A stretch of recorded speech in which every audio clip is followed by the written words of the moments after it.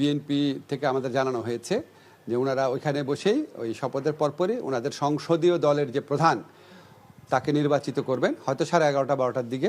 অন্তর্বর্তী সরকারের শেষ সময়ে এসে পুরো 1.5 বছর কি করেছেন জানালেন আইন উপদেষ্টা আসিফ নজরুল।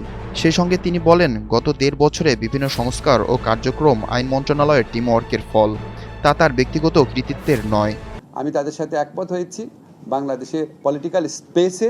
তার কার্যক্রম নিয়ে সমালোচনার জবাবে রোববার রাতে নিজের ভেরিফাইড ফেসবুক পেজে দীর্ঘ পোস্ট দেন তিনি।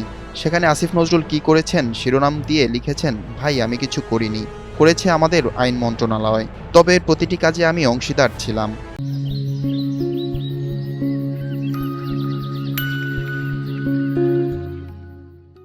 তিনি লেখেন, আমি জানি তারপরও সমালোচনা করতে কারো কারো ভালো লাগবে, সেটা করেন, সমস্যা নাই, তবে আমার একান্ত অনুরোধ তার আগে কি কাজ করা হয়েছে তা একটু জেনে নিন।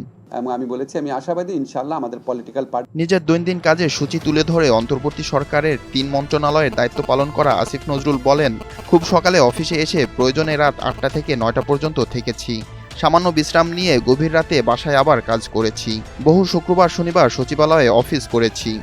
আইন উপদেষ্টার পাশাপাশি প্রবাসী কল্যাণ এবং শেষ দিকে ক্রীড়া উপদেষ্টার দায়িত্ব পালন করেন তিনি। তফসিল ঘোষণার দিন থেকে আগে ছাত্র উপদেষ্টা আসিফ মাহমুদ সজীব ভুঁইয়ার পদত্যাগ কার্যকর হলে তিনি ক্রীড়া উপদেষ্টার দায়িত্ব পান।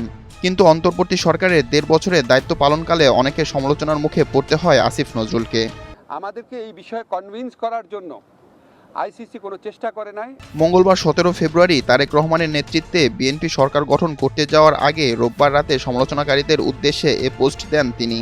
পোস্টে জুলাই গণঅভ্যুত্থানের আকাঙ্ক্ষা বাস্তবায়নে আইন, বিচার ও সংসদ বিষয়ক মন্ত্রণালয়ের বিভিন্ন ধরনের কার্যক্রম উল্লেখ করেছেন তিনি।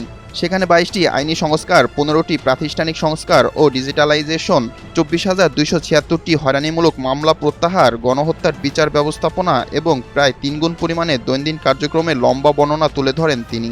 প্রবাসী কল্যাণ মন্ত্রণালয়ে কী কাজ হয়েছে তার হিসাবও দেওয়া হবে বলে পোস্টের শেষে লেখেন তিনি। বিপ্লব শেখ, এনটিভি অনলাইন।